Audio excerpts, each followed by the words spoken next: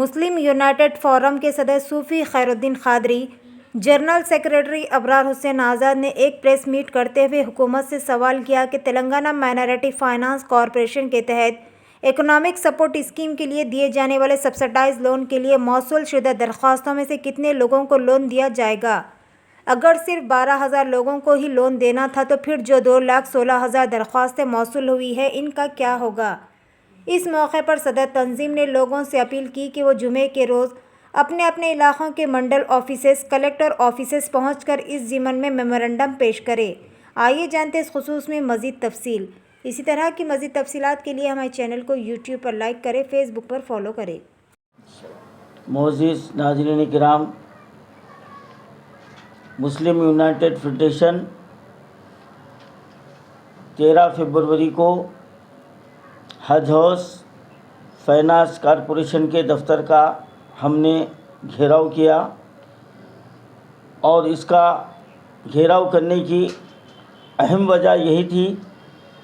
کہ subsidy loan جاری کرنے کے نام پر 2,16,000 درخواستیں وصول کی گئی، اور درخواستیں دینے کے لیے وقت بھی بڑھایا گیا، اور پھر ایک درخواست پر 3,000 روپے کا خرچ درخواست دہندے کو برداشت کرنا پڑا۔ جب ہم اس کے لیے تحقیقات کیے تو یہ بات سامنے آئی ہے کہ حکومت کی جانب سے 50 کروڑ روپے کا پہلا اعلان ہوا، اس کے بعد پھر 70 کروڑ روپے کا اعلان ہوا، لیکن جاری آج تک نہیں ہوئے۔ ہم یہی بات کو لے کر ہم چیئرمین سے ملاقات کے لیے پہنچے تو وہاں پر چیئرمین لاپتہ تھے، اور ہمارے لیے وہاں پر پولیس کا بھاری بندوبست کر دیا گیا، اور مجھے حراست میں بھی لیا گیا، میرے ساتھیوں پر بھی نازیبا ان کے ساتھ سلوک کیا گیا۔ یہ تمام باتیں میڈیا میں آ چکی ہیں۔ تو آج آپ سے مخاطب ہونے کا ہمارا ایک اہم یہ مقصد ہے کہ ہم یہاں پر حیدرآباد میں حکومت پر یہ دباؤ ڈال رہے ہیں کہ جتنے درخواستیں لی گئی ہیں ہم کو یہ بتلایا جائے کہ کتنوں کو لون جاری ہوگا، جبکہ کارپوریشن کے لیے جو رقم جاری کی گئی ہے وہ 120 کروڑ روپے ہے، اور ہم جو 13 فروری کو ڈائریکٹر مائنارٹی فائنانس کارپوریشن سے ہم نے جو بات کی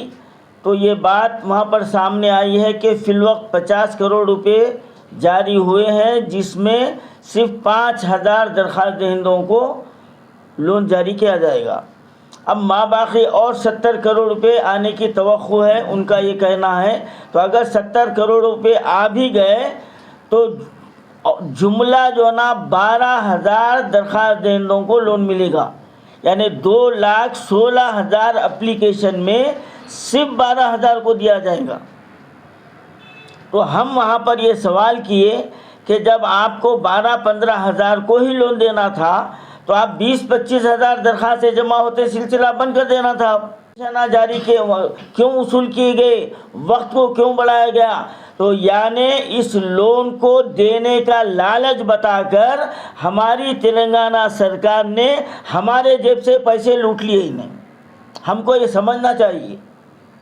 سمجھنا چاہیے کہ ایک درخواست پر 3,000 بازی کو تو یعنی صرف انکم سرٹیفکیٹ نکالنے 2 سے 2,500 روپے لگے بعض لوگوں کو، دیگر پیپرات کے لیے 1,000-1,200 روپے، یعنی غریب مسلمانوں کے لیے جو ایک وقت کا کھانا ان کے لیے جو نا مشکل ہے، تو وہ کمائی میں سے خرچ لے کر سارا دن چھوٹے چھوٹے بچوں کو لے کر قطار میں کھڑے رہے، تو حکومت ان کو فائدہ پہنچانے کے بجائے ان کی خون پسینے کی کمائی کو لوٹ لی ہے۔ تو یہ بات واضح ہو گئی ہے کہ ہماری حکومت ہمارے لیے کوئی خیر خواہ نہیں ہے، ہماری کوئی بھلائی چاہتی نہیں ہے۔ اب اس کا مطلب بھی یہ نہیں ہے کہ ہم اس کو کھلی چھوٹ دے دیں، جو چاہے وہ کرے، ہم منڈی جھکا کے خاموش بیٹھیں گے، کیونکہ ہم میڑوں کی نسل کے نہیں ہیں۔ اللہ نے ہم کو جو نا اشرف المخلوقات بنایا ہے، تو ہمارا کام یہ ہے کہ ہم حق کو مانگنا نہیں ہے، حق کو چھیننا ہے. یہ مانگنے سے دینے والے نہیں ہیں، ہم کو اب گریبان پکڑ کر حق چھیننا ہے. تو الحمدللہ اسی مقصد کو لے کر ہم نے حیدرآباد میں کام شروع کر دیا ہے. اور ہم ایک بات جو ہے نا آپ کے علم میں لانا چاہتے ہیں کہ صرف حیدرآباد سے آواز اٹھانا خیر اثر ہوگا، لیکن یہ آواز تمام ڈسٹرکوں سے بھی اٹھنا چاہیے.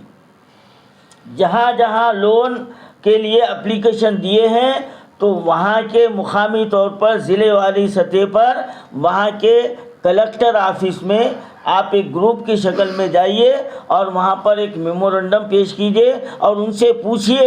کہ ہمارے ڈسٹرکٹ میں کتنے درخواستیں آئی ہیں اور کتنوں کو جو نا لون جاری ہوگا.